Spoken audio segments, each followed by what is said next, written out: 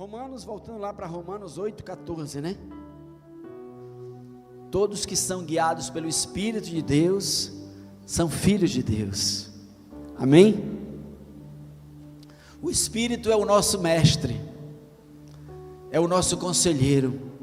Jesus disse que Ele nos guiaria em toda a verdade.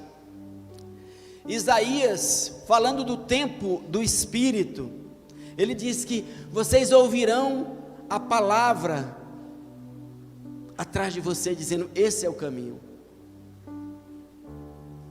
Um cristão, um crente, não pode desprezar ou não levar em consideração esse ponto, essa questão, sobre o ponto de não ser um crente, ser simplesmente um filósofo, um teólogo.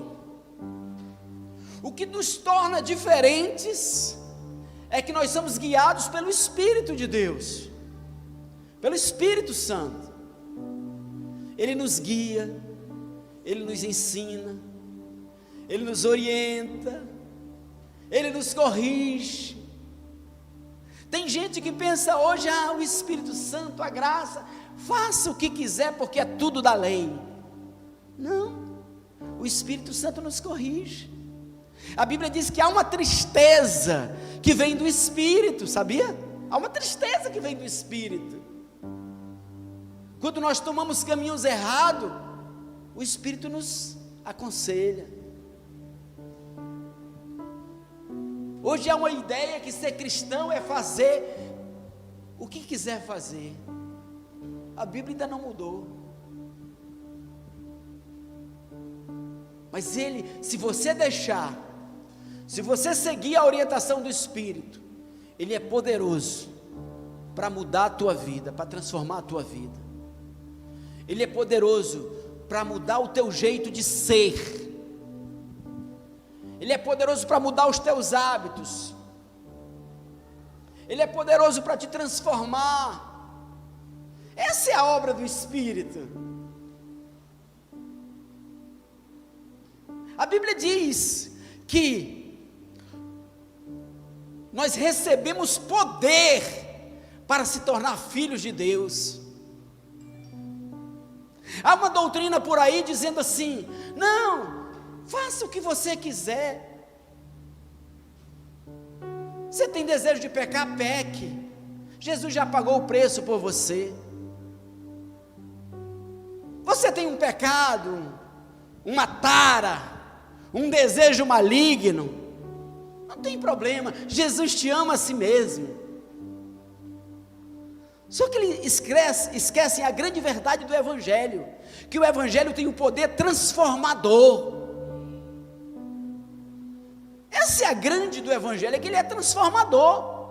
Ele tem o poder de nos transformar, de nos mudar. Porque se nós não fomos transformados pelo Evangelho, então não aconteceu o novo nascimento.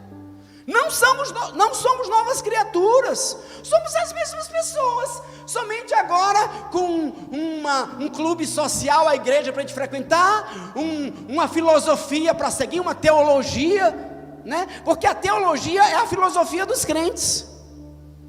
A teologia é a filosofia dos crentes. Então você tem uma filosofia, que é a tua teologia, você tem um clube social, que é uma igreja, mas você não tem o poder para se tornar filho de Deus. Porque lá em João 1,12 diz: Ele veio para os seus, mas os seus não receberam.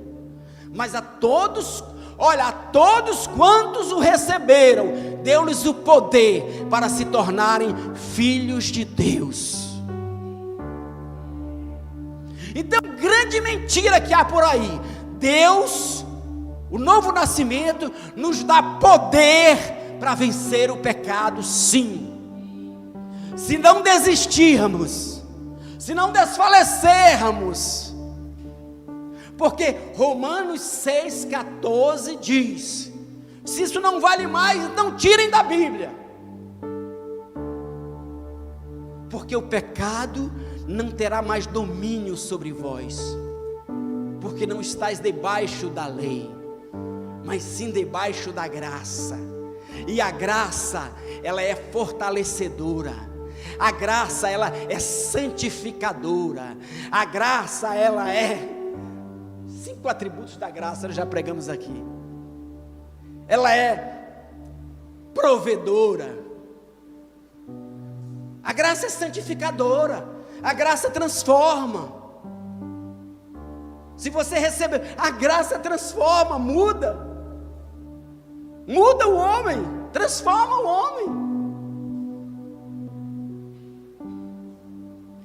Muitas vezes é uma transformação gradual, processual, mas enquanto houver vida, você não desiste, que a graça vai te transformar. Ser filho de Deus, se tornar filho de Deus, não significa ausência completa do pecado, mas significa vitória gradual contra o pecado.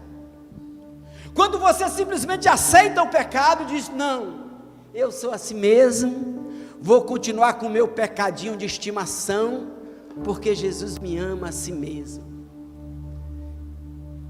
E esses crentes são tudo preconceituosos.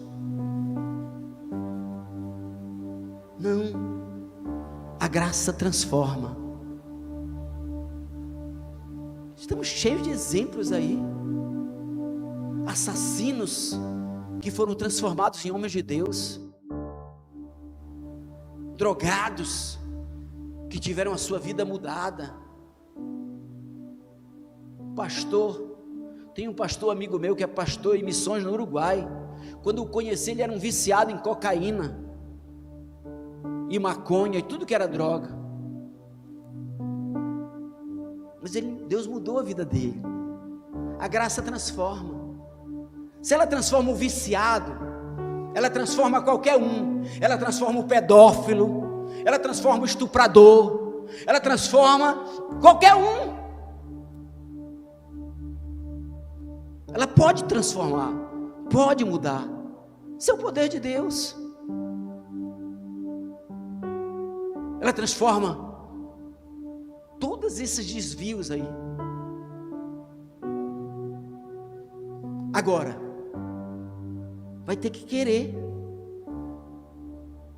vai ter que desejar. Sabe por que está aumentando o número desses desvios aí na sociedade? Justamente por isso.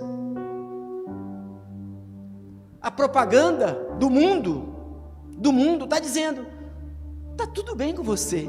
Se é pedófilo, daqui a pouco vai ser assim. Se é pedófilo, continue pedófilo. Jesus te ama a si mesmo. Você é isso, você é aquilo, continue assim, Jesus te ama a si mesmo. Aí, então acabou. Você é ladrão, continue ladrão. Jesus te ama a si mesmo. Se vale para um tipo de pecado, vale para todos os pecados. Você é prostituto, continue prostituto. Jesus te ama a si mesmo. E não é verdade. A Bíblia diz que a graça tem poder de transformar. Isso era só a introdução, que eu ia aqui no texto, mas a graça tem um poder transformador. Enquanto você não desistir. Mas se você desistir, disser: não, eu sou assim mesmo, Deus me ama desse jeito, e é muito legal, né? Vou continuar com o meu pecado, como alguém disse, mandando textos bíblicos. Ele disse em Romanos capítulo 1, se eu não me engano, versículo 18: e por desprezarem o conhecimento de Deus, Deus o entregou a um sentimento reprovável. Eles tiveram as suas consciências cauterizadas. Pessoas estão com as consciências cauterizadas.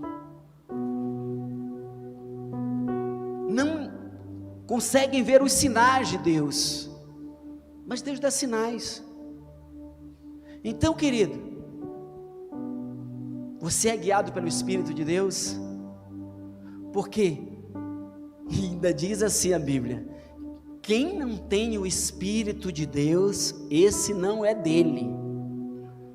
Você pode estar na igreja, você pode congregar todo domingo, você pode ser dizimista e ofertante, mas se você não tem o Espírito de Deus, você não é dele. O Espírito Santo é o penhor, é a garantia. E quem tem o Espírito de Deus, pede direção de Deus. Quem tem o Espírito de Deus não segue o mundo. Ele vê o mundo e diz: espera aí, Espírito, esse caminho que eu estou indo é certo? Quem tem o Espírito de Deus não segue nem o seu próprio coração, porque o coração do homem, diz Jeremias, é enganoso e profundamente corrupto. Às vezes, ou na maioria das vezes, o nosso próprio coração nos engana. Então, de vez em quando, você tem que parar e perguntar assim: Senhor, será que esse é o caminho certo? Mas Ele enviou o Espírito Santo para nos ensinar, amém? E se você deixar, o Espírito vai te ensinar. Aí eu falei as duas, o Espírito vai te ensinar a esquecer. Sabia que esquecer é importante? Eu já falei isso no culto anterior. O Espírito nos ensinará a esquecer. É importante esquecer o passado. Isso está mais do que batido, né? Mas a gente aprende, e quando nos vemos, estamos lá presos no passado, nos erros, nas falhas, nos traumas. O apóstolo Paulo não era um cara que ficava se condenando, se culpando. Ele dizia: uma coisa eu faço. O apóstolo Paulo dizia assim, não que eu tenha alcançado a perfeição, mas uma coisa eu faço. Quando na internet alguém defende um pensamento pecaminoso, um caminho pecaminoso na internet, e um crente aparece lá: não, mas a Bíblia diz isso, está aí o santarrão, ele acha que ele é o perfeito. A questão não é essa. O errado vai ser sempre errado, quer eu seja errado ou eu seja certo. O importante é reconhecer o erro, esse é que é o importante. Sempre vai ter erro. Eu não sou um cara perfeito. O apóstolo Paulo não era perfeito, mas ele disse: uma coisa eu faço, não que eu já tenha alcançado a perfeição, mas uma coisa eu faço, esquecendo-me das coisas que para trás ficam, e avançando para as que estão diante de mim, prossigo para o alvo, para o prêmio da soberana vocação. Uma coisa é dizer: eu tenho erros, tenho dificuldades, mas eu creio que o Espírito de Deus vai me dar vitória sobre esse problema. Eu vou vencer. Eu posso cair, eu me levanto hoje, eu posso cair amanhã, eu me levanto, eu caio, eu me levanto, eu caio. Não importa quantas vezes você caia, se você se levantar. Agora, não tenha esperança, não tem esperança para aquele que ficou caído, para aquele que diz: é o meu pecado, é o meu pecadinho, e pronto, eu fico com o meu pecado. Porque a Bíblia diz: o justo cairá 7 vezes. Sabe o que quer dizer 7 vezes? Não está falando de quantidade, não. Ele pode cair até o minuto anterior à morte dele. Um minuto anterior. Ele caiu milhares de vezes, mas no minuto anterior à morte dele, ele disse: Senhor, eu continuo aqui, tem misericórdia, me perdoa, sei que esse caminho que eu estava era um caminho errado, o Senhor o levantará. Agora, se ele disser: não, esse é o meu pecadinho, e morrer agarrado com o pecadinho dele, inferno ainda existe. Ninguém fala mais de inferno. É politicamente incorreto falar de inferno na igreja. mas ele existe. Mas se ele disser, olha, eu tenho essa dificuldade, estou lutando, mas eu creio, Senhor, que tu vai me dar vitória. Tem até uma canção que diz: uma vez, outra vez, siga em frente, tente um pouco mais. Quem sabe hoje aqui angústias vão ter fim e gozarás perfeita paz. Está entendendo? Aqui o pastor, o crente não está dizendo, não, eu sou o santarrão, eu não tenho pecado, eu não tenho, ninguém está dizendo isso. Fica condenando os outros, o isso, o aquilo que tem pecado, o aquele, não, eles, não, eu não me acho, ninguém se acha, o verdadeiro crente não se acha, porque a Bíblia diz, aquele que diz que não tem pecado é mentiroso, e nele não está a verdade. Mas se confessarmos os nossos pecados, Ele é fiel e justo para nos perdoar e nos purificar de toda injustiça. Olha, se confessarmos os nossos pecados, Ele vai fazer uma obra na nossa vida, Ele vai nos transformar, Ele vai nos mudar, Ele, é tudo Ele, porque Ele que efetua em nós o querer e o realizar. Mas a pregação, ela contribui com isso. A pregação está tudo conectado no plano de Deus, amém? Você tem um pecado, você tem uma luta, você tem uma dificuldade, não desista. Quem sabe hoje aqui, angústias vão ter fim, e você vai receber a paz e a vitória sobre o seu pecado, porque Ele prometeu que que o pecado não terá domínio sobre nós, amém? Dê um aplauso para o Senhor.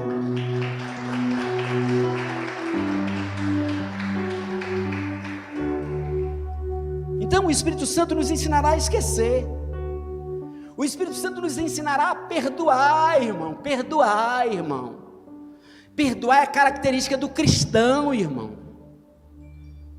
Quem não perdoa, não importa o que o cara fez, meu irmão, não importa o que o cara fez, o perdão é o perdão, irmão.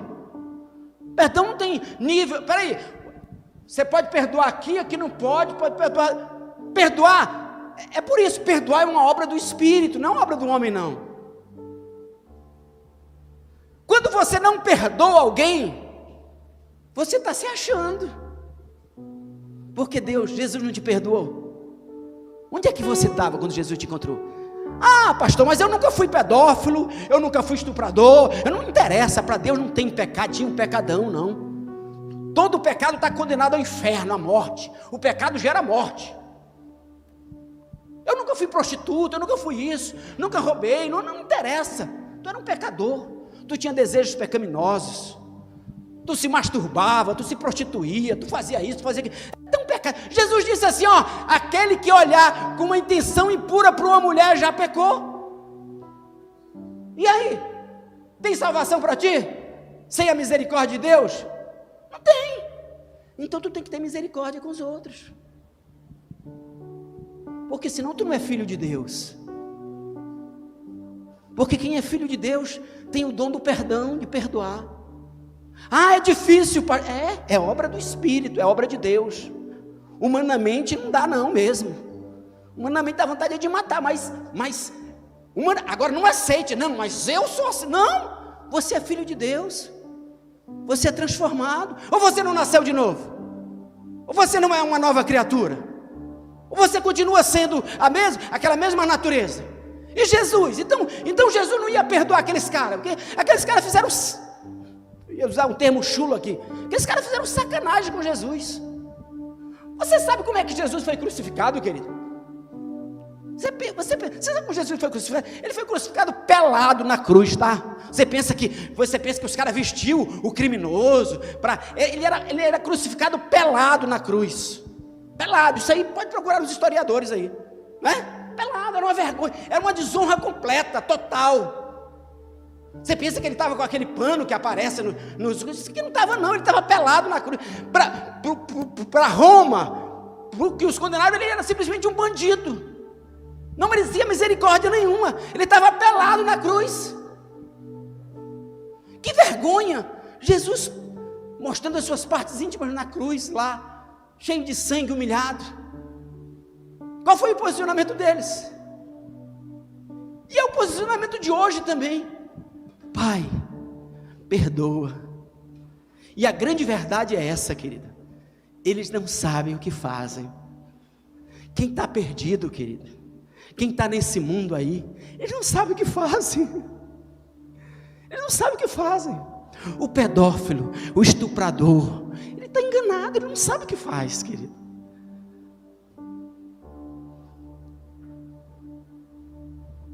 Não interessa a ordem, o Espírito Santo nos fará perdoadores. É obra do Espírito. Por isso que Jesus disse, olhou para eles e disse: Pai, perdoa-lhes. Aquilo ali não foi politicamente correto, não foi propaganda. Jesus, vou fazer mais uma propagandinha na cruz aqui. Não, era de coração, perdoa. Ele conhecia a alma daqueles homens, ele não sabe o que estão fazendo, cara. Ele não tem entendimento espiritual, ele não entende o que eles estão fazendo.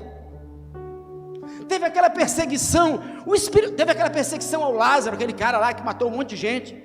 Sinceramente, o Espírito Santo colocou, eu chorei por aquele cara, porque ele não sabe o que faz, querido. Ninguém escolhe uma vida dessa, ninguém escolhe uma vida desgraçada dessa, ninguém escolhe uma vida desgraçada dessa, apenas está enganado, pelas trevas, por tudo, por sei lá o que, está enganado, eles não sabem o que fazem. Aquele homem que esteve preso lá nas prisões comunistas lá, ele fala claramente isso, cara. Os comunistas eles estão cegos, o diabo os cegou. A Bíblia diz, ó, o Deus deste século cegou o entendimento dos incrédulos, para que não lhes reflita a glória do Evangelho de Cristo. Então está cego. Amém? Então, o Espírito Santo nos fará ser perdoadores, amém? Perdoar, como Jesus perdoou. Efésios 4:32, quando ele diz perdoar, ele está dizendo, não, perdoe só os bonzinhos, perdoe só aqueles que fizeram coisinhas qualquer, não tem nível não, sabe? É perdoar, ó, antes sede uns para com os outros, benignos, compassivos, perdoando-vos uns aos outros, como também Deus em Cristo vos perdoou. Quem não perdoa, se encaixa na parábola lá do homem. Tu sabe qual era a nossa dívida com Jesus? Era aquela de 10 milhões, e Ele nos perdoou. Mas a gente quer crucificar os outros? Quer crucificar? Deixa eu dar um parêntese aqui. Perdoar ele do ponto de vista cristão não quer dizer que ele não esteja sujeito às leis estabelecidas na sociedade. Está entendendo, irmão? Eu não estou falando de impunidade não, porque a própria Bíblia diz assim, ó, respeitai as autoridades, porque não é em vão que elas trazem a espada. O bandido, ele cometeu crime, e há uma previsão na lei, ele tem que cumprir a pena sim, e se mudarem o tipo de pena, tem que cumprir sim. Qualquer tipo de pena que o Estado estabelecer, tem que cumprir sim. Muito engraçado, as pessoas falam, ai, pena disso, pena daquilo. No Antigo Testamento havia a pena de morte, foi Deus que estabeleceu. As penas no processo penal, na sociedade, ajudam a controlar a sociedade, para que as pessoas possam viver em sociedade. Está entendendo? Quando eu falo de perdão aqui, eu não estou dizendo não, que tem que pegar o cara, não, ele vai cumprir, vai responder pelos seus atos. Mas como cristãos, nós sempre temos que estar dispostos a ministrar na vida deles, para que eles, de repente, quem sabe, quantos não acontece, né? Tem muitas igrejas que ministram em presídios, e quantos né? Pastor Agno, quantos lá saem de lá transformados, encontraram com Jesus na cadeia, saíram de lá mudados. Minha garganta está seca.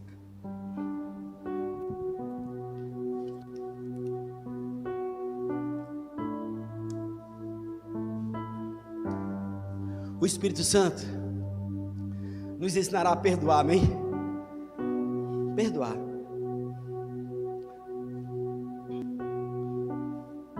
Isaías 43, 25. Perdoar como Deus perdoa. A Bíblia diz que Deus lançou os nossos pecados no fundo do mar. Não relembrar os pecados dos outros. Pessoas são curadas quando liberam perdão. Muitas pessoas estão doentes por falta de perdão. Falta de perdão nos entrega aos torturadores da alma. Demônios que atuam na área do ódio, da vingança. A Bíblia diz que Saul era torturado por um demônio, porque ele odiava Davi. Então Pedro, Mateus 18, 21, então Pedro, aproximando-se, lhe perguntou: Senhor, até quantas vezes meu irmão pecará contra mim e eu lhe perdoe? Até 7 vezes? Respondeu-lhe Jesus: não te digo que até 7 vezes, mas até 70 vezes 7. Nossa dívida era impagável, mas Jesus nos perdoou. Impagável, era ou não era? Jesus nos perdoou. Então quando nós crucificamos outro, nós estamos dizendo: eu sou melhor? Jesus te perdoou. Claro que para essa pessoa receber o perdão, ela vai ter que se arrepender, ela vai ter que se voltar para Deus. Está entendendo? As pessoas confundem tudo às vezes, misturam tudo. Nós vamos estar sempre dispostos a ministrar na vida delas, mas para que a vida delas seja mudada, elas precisam arrepender-vos dos vossos pecados. Não é isso que a Bíblia diz? Tem um arrependimento, mas o Espírito vai operar na vida deles. Quantos comunistas lá nas prisões tiveram as suas vidas mudadas? Como conta aquele pastor lá. Nossa dívida era impagável, ele nos perdoou. O Espírito Santo nos ensinará a orar. O Espírito Santo nos ensinará a esquecer, a perdoar, a orar. Aí, vamos lá para o texto inicial. Todos que são guiados pelo Espírito de Deus são filhos de Deus. Como ser guiado pelo Espírito de Deus sem ter intimidade com Ele? Como poderão andar dois juntos se não tem comunhão? Como ser guiado pelo Espírito de Deus se não consegue ouvir a voz dEle, a direção dEle, o que Ele está dizendo, o que Ele está falando? É através da oração, através desse tempo com o Espírito Santo, que a gente adquire intimidade para ouvir a voz dEle, para ouvir a direção dEle, e a partir daí dirigir a nossa vida.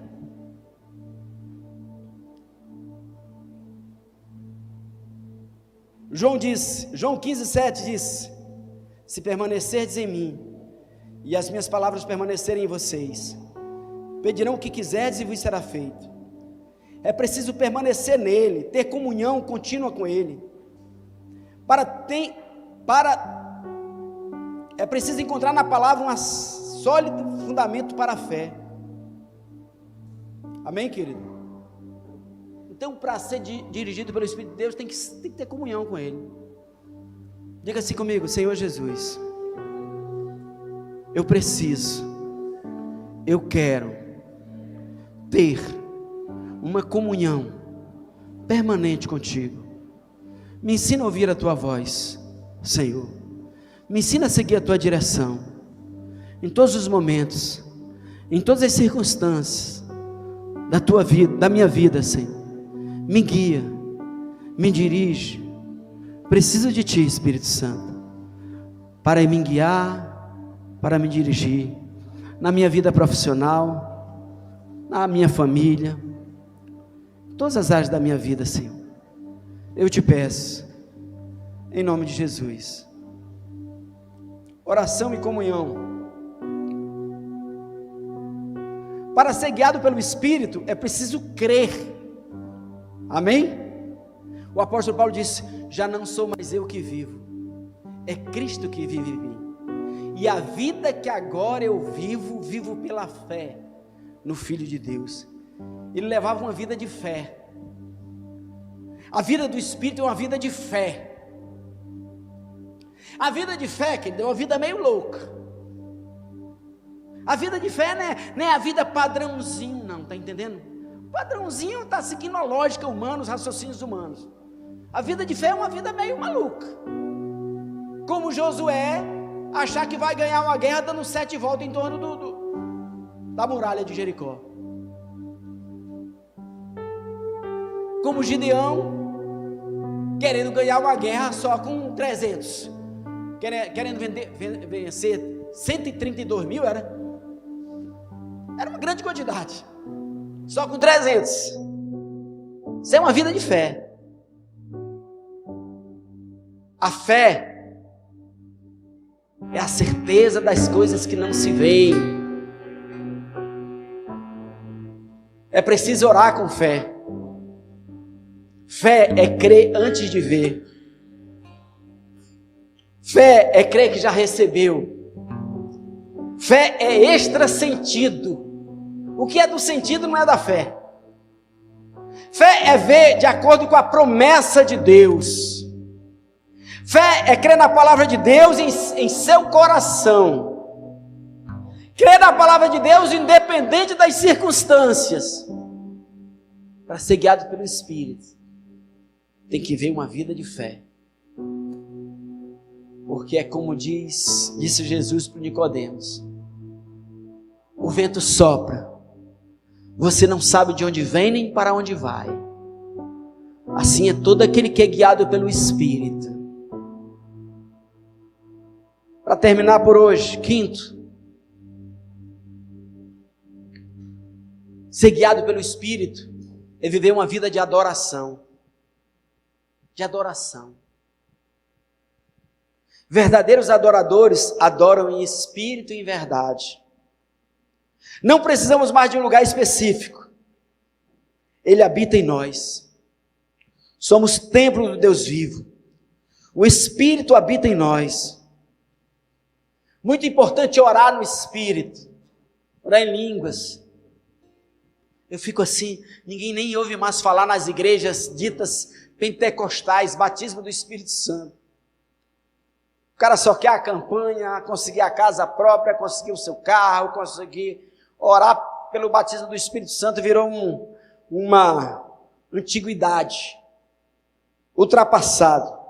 Precisamos orar em espírito, falando segredos divinos com Deus, adorando o Senhor em outras línguas. O meu espírito tem contato direto com o Espírito Santo na oração em línguas. Amém, querido? Precisamos viver uma vida de adoração. Fique de pé em nome de Jesus.